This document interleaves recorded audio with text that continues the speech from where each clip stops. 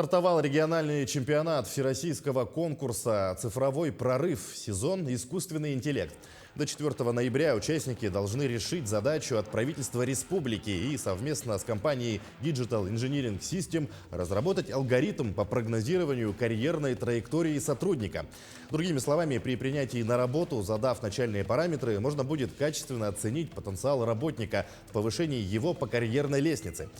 Регистрацию на чемпионат прошли почти 160 участников из 33 регионов страны. Из Якутии на сегодняшний день участвуют 53 человека.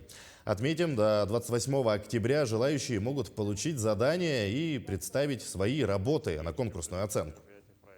В каждом регионе есть свои призовые места. Лучшие участники, в том числе, они будут приглашены на финальный этап, который пройдет уже в Москве. В этом конкурсе, то есть, участвуют различные компании, в том числе и сами институты развития. Да, и, конечно, это хорошая возможность показать себя, проявить. Да, и некоторые участники, они потом приглашаются уже на трудоустройство, на прохождение собеседований в различных компаниях.